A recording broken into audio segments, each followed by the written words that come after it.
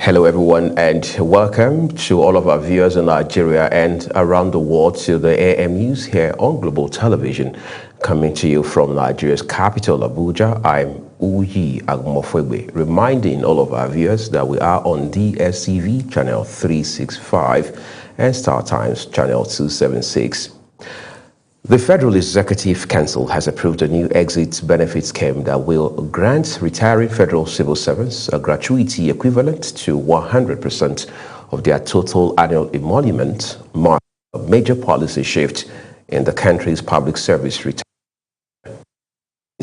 Civil Service of the Federation disclosed the issue by its Director of Press and Public Relations, Eno Olotu. According to the statement, the gratuity scheme will take effect from January 1, 2026 and is designed to strengthen the welfare framework for federal civil service, additional financial security at retirement.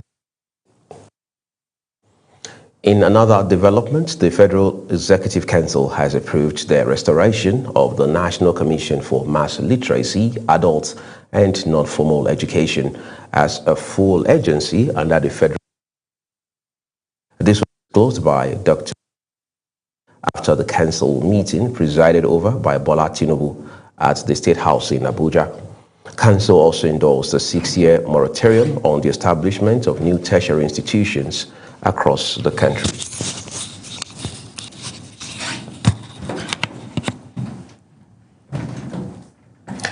The Federal Executive Council has approved the implementation of a GIS-enabled alphanumeric digital postcode system aimed at modernizing Nigeria's national addressing framework. This was disclosed by Minister of Communications, Innovation and Digital Economy, Dr. Bosun Tijani, in a post shared on his X handle. According to the minister, the approval was granted under the leadership of President Bola Tinubu as part of efforts to deliver on the targets outlined in the ministry's strategic blueprints. The federal government says it now has the capacity to identify and apprehend foreigners who overstay their visas in the country. Minister of Interior Dr. Olubomi Tunji-Ojo disclosed this in Abuja during the 2026 Sectoral Performance Review Retreat of the Federal Ministry of Interior. Tunji-Ojo said the government now possesses a comprehensive data that enables authorities to track individuals who have entered the country over the past decade and determine those who have failed to comply with their visa conditions. He further noted that the development followed the establishment of an integrated operations center and a network operations center by the Nigeria Immigration Service. The federal government has reaffirmed its commitment to delivering durable road infrastructure nationwide. Officials of the Federal Ministry of Works made this known during a media tour of ongoing projects in the Federal Capital Territory. The Federal Controller of Works in the FCT, Yakubu Usman, said the projects align with the renewed hope agenda of President Bola Tinubu. He also stated that the Mararaba-Kefi Expressway project is over 90% complete, while work is also progressing on sections of the Abuja-Kaduna Expressway. Several rehabilitation and drainage projects in Buari, Lugbe, and Gwagwalada were also commissioned as part of efforts to improve mobility and economic activities. The Federal Ministry of Environment has launched a major climate education initiative aimed at strengthening environmental awareness across schools in the Federal Capital Territory. The launch was in collaboration with the Society for Planet and Prosperity. Global Television environment correspondent Ubong Usoro now reports. The program seeks to equip secondary school teachers with the knowledge and tools needed to educate students on climate change and environmental sustainability.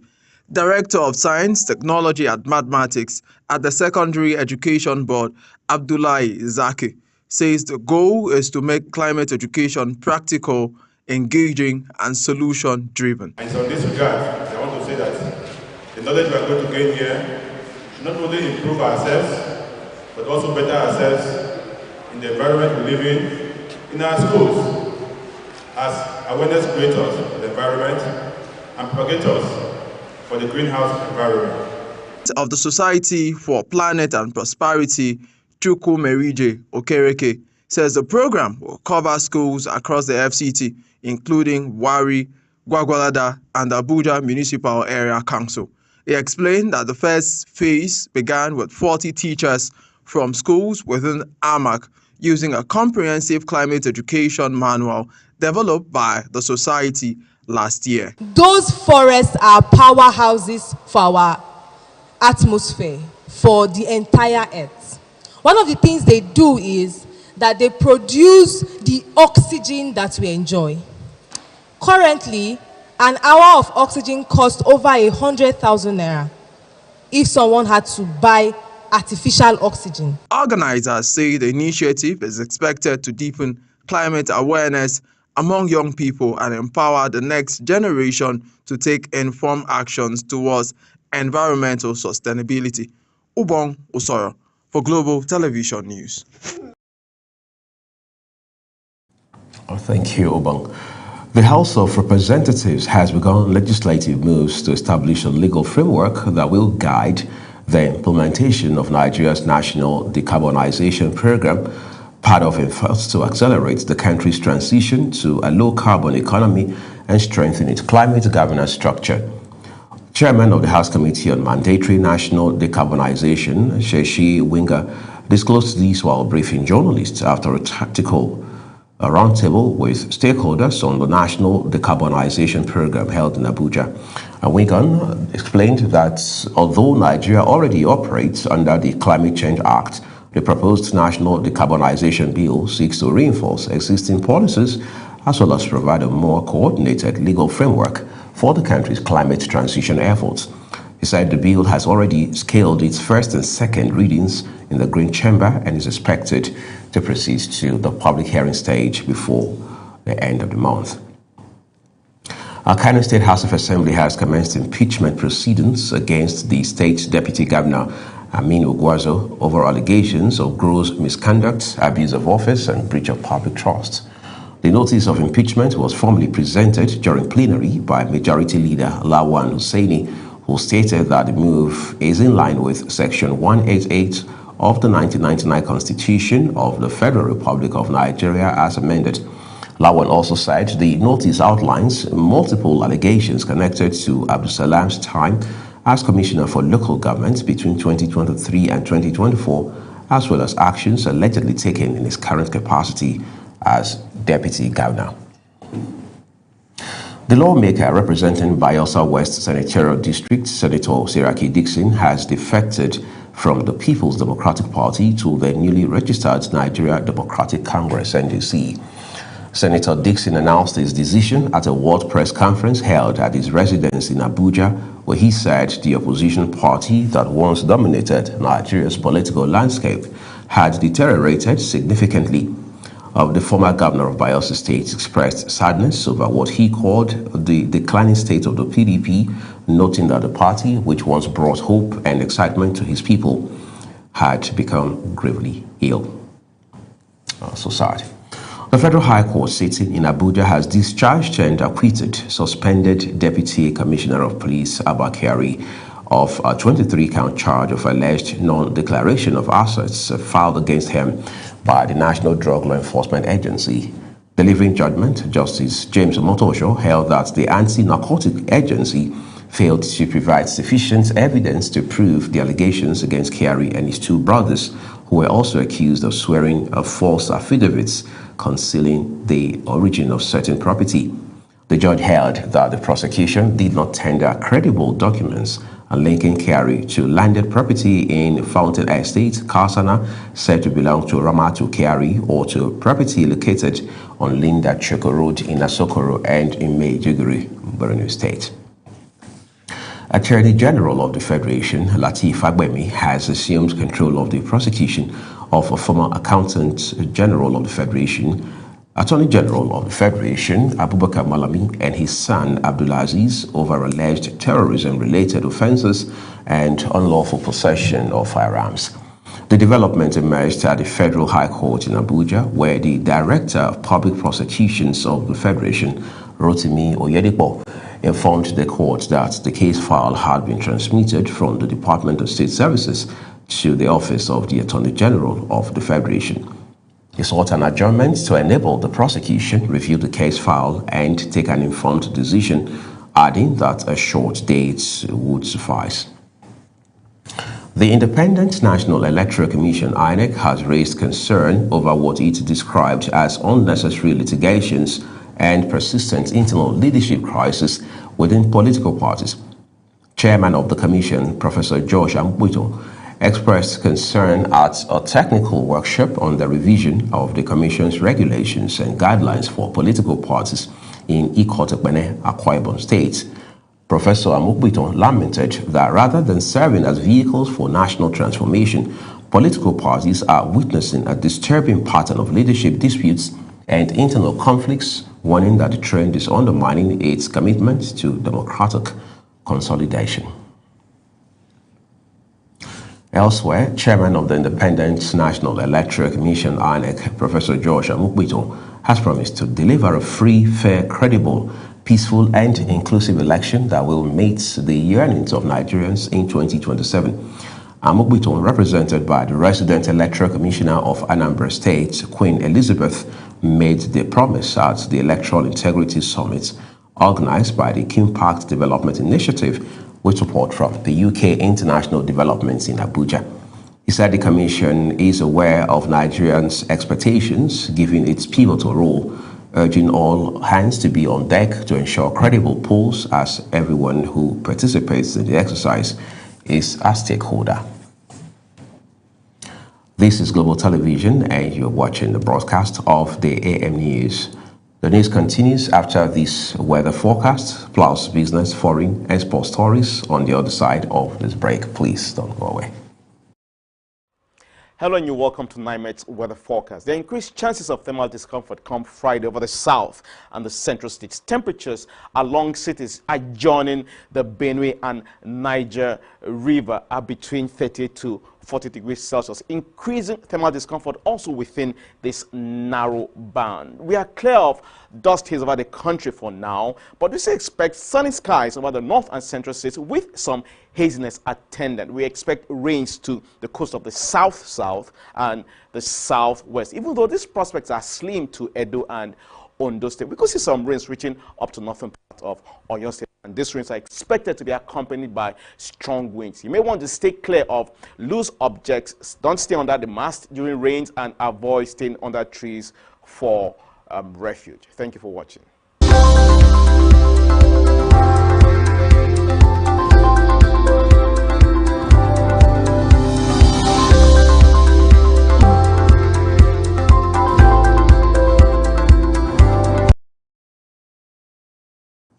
Oh, thank you so very much, everyone, for staying with us here on the AM News.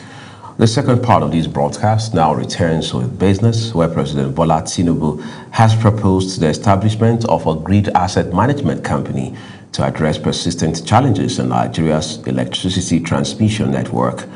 The development was disclosed by Minister of Information and National Orientation, Mohammed Idris, after the Federal Executive Council meeting at the Presidential Villa in Abuja. Idris said the president presented the disposal directly in a memorandum to the Council for deliberation, highlighting the need to strengthen the transmission segment, widely regarded as the weakest link in the power sector. President Bola Tinubu has announced the successful conclusion of a settlement agreement between the federal government, ENI, and Nigerian Ajib Exploration Limited over Royal Prospecting License OPL 245. This is contained in the statement issued by presidential spokesman Bayo Onanuga in Abuja, stating that the announcement was made in a meeting attended by the Chief Executive Officer of ENI, Claudio Descazi, and other senior officials. The agreement brought to a close the long-standing disputes over OPL 245, paving the way for the development of one of Nigeria's most significant deep water resources. Vice President Kashim says the federal government's ongoing tax reforms are designed to improve the lives of Nigerians and reduce the burden on small businesses and low-income earners. rather than impoverish them. The Vice President made the remarks in Abuja while speaking on behalf of President Bola Tinubu at an interfaith breaking of fast held at the State House to mark the observances of Ramadan headlines. The Vice President said the tax reforms are aimed at eliminating multiple levies and charges that have long burdened small businesses and ordinary Nigerians. He further noted that the policies were carefully designed to improve livelihoods and reduce poverty, contrary to claims by critics of their administration. The Senate has ordered the Nigerian National Petroleum Company Limited to account for and refund a staggering 210 trillion naira following findings of unexplained and irregular financial records spanning 2017 to 2023. The demand came from the Senate Public Accounts Committee after reviewing the company's audited statements. National Assembly correspondent Aniete Patrick has details for us. The Senate's Public Accounts Committee has accused the Nigerian National Petroleum Company Limited of failing to properly account for 210 trillion naira in its financial records. Chairman of the committee, Aliyu Wadada, disclosed the findings during a press briefing, saying the company could not satisfactorily explain 103 trillion naira recorded as accrued expenses and 107 trillion naira listed as sundry receivables. The committee also raised concerns over duplicated subsidy claims, inflated production costs, and 5.9 billion naira allegedly spent on a name change exercise, actions lawmakers describe as unacceptable. NNPC should and must account for the two figures. Then the two figures put together make up 210 trillion. The second resolution of the committee that the NNPCL should refund to Treasury all production costs charged against crude oil revenue. In response, the committee has resolved to summon both past and present management of NNPCL alongside officials of NAPIMS and the company's external auditors to provide detailed explanations for the discrepancies. Lawmakers further directed the Auditor General to conduct a forensic audit of the company's accounts to ensure transparency, accountability, and proper management of public funds. Immediate past management of NNPC and NAPIMS and their auditors to be laid by the present NNPCL management to provide clearer explanations regarding how these infractions happened, which will further enable the committee to take measures that will forestall future occurrences in the management of public funds. The Senate says it is committed to ensuring full accountability in the management of Nigeria's oil revenues, stressing that all discrepancies must be clarified in the interest of transparency and public trust. From the National Assembly, Aniete Patrick reporting for Global TV News. Well, thank you so very much, Aniete. Nigeria's Senate has launched a probe into the collapse of crypto billion exchange CBEX as the Economic and Financial Crimes Commission reviews it has traced over $46 million in cryptocurrency transactions linked to the scheme. The disclosure came during a public hearing on proposed amendments to banking laws aimed at tightening regulations and curbing the rise of Ponzi operations across the country. Again, National Assembly correspondent Aniete Patrick brings us details. The Economic and Financial Crimes Commission has confirmed it is prosecuting Nigerian promoters of the failed crypto billion exchange, CBEX, over their alleged involvement in a multi-million-dollar Ponzi scheme. Speaking at a public hearing organized by the Senate Committee on Banking, Insurance and Other Financial Institutions, EFCC's representative Dane White disclosed that forensic investigations uncovered significant cryptocurrency transactions linked to the scheme. According to him, detailed blockchain analysis traced more than $46 million in stablecoin USDT to digital wallets identified as collection points operated by the promoters. Now, when we looked at what happened to the flow of funds, we found out that these monies will come into the wallet and it kept on bouncing off different wallets on the blockchain. The hearing was convened as part of deliberations on a bill seeking to amend the Banks and Other Financial Institutions Act.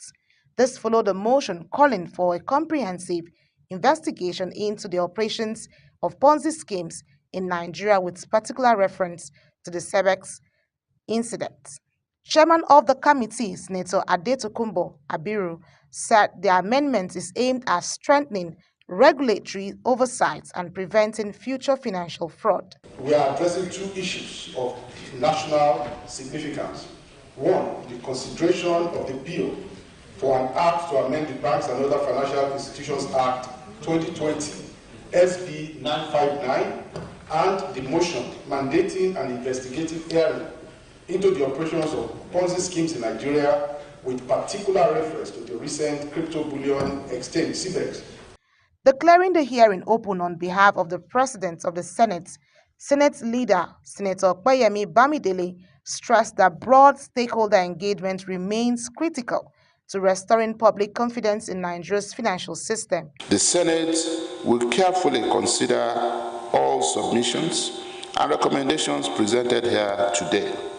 As investigations continue and prosecutions advance, lawmakers say the proposed amendments to banking regulations are expected to close existing loopholes and shield Nigerians from emerging digital financial scams. From the National Assembly, Aniete Patrick reporting for Global TV News. Let's turn to the foreign scene for you now.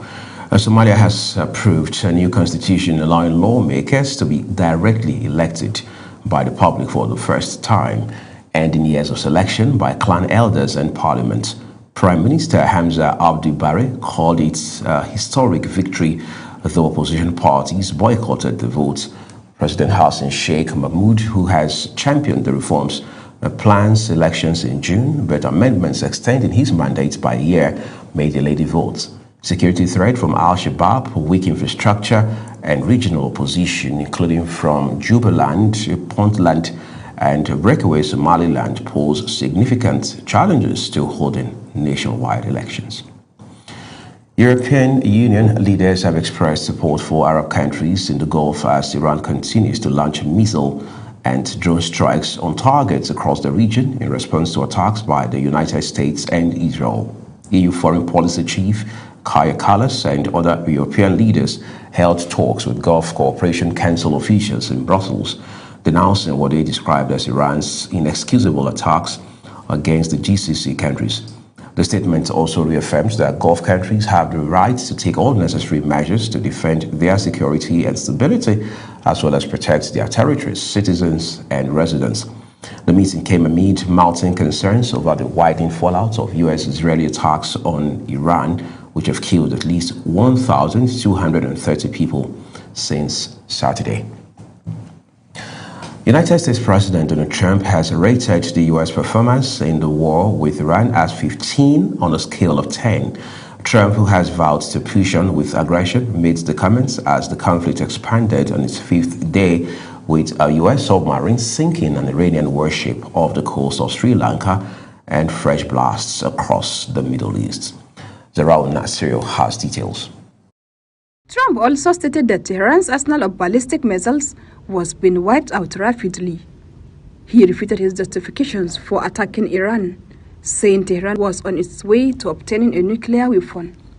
The U.S. leader pledged that he will move forward with the joint air campaign with Israel that has already slain Iranian Supreme Leader Ali Khamenei on its opening day on Saturday. They've had a nuclear weapon. If we didn't do the B-2 attack a number of months ago, they would have a nuclear weapon. And when crazy people have nuclear weapons, bad things happen.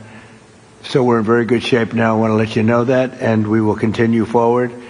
But it's a great display of military strength, and I'm very proud to. Trump's administration has faced criticism after days of mixed messages about the rationale for the war. given the Republicans' previous campaign boast about starting no new wars. Zahra Unasir, reporting for Global TV. Sports of excitement, Bayelsa State government has announced the maiden edition of the Yenagoa City International 10-kilometer race scheduled for April 4, 2026. The race is aimed at positioning the state as a major hub for global sports tourism. The event is designed to showcase the culture, resilience, and talent of the Niger Delta to the international community. A total of 128 boxers, including 4 diaspora athletes, are competing at the Brai Ayonote boxing complex in Surulere as Nigeria holds open trials to select 10 representatives for the 2026 Commonwealth Games in Glasgow. The team size was expanded following the intervention of the National Sports Commission Director General Bukola Olakbade and NBF Secretary General Vivian Azimene confirmed. The trial, featuring 101 men and 27 women, have progressed through preliminaries and quarterfinals, with semi-finals set for Thursday and championship bouts scheduled for Friday, March 6. The Confederation of African Football, CAF, has officially moved the 2026 Women's Africa Cup of Nations, WAFCON, to a new summer slot, with the tournament now scheduled to run from July 25 to August 16, 2026. In an official statement, the Federation announced the change from the original date of March 17 to April 3, following the decision that was made after consultations with key partners, including FIFA, to ensure the tournament's success in light of unforeseen circumstances. The statement confirmed Morocco remains the host nation for the competition, which was awarded to the country in October of 2024. And that's the AM News. Just to let you know that Global Television is on DSTV channel 365 and on Star Times channel 276, and we'll encourage you to follow us, interact, and as well as subscribe across all of our social media platforms using @Global TVNG, as well as other handles now showing on your screen.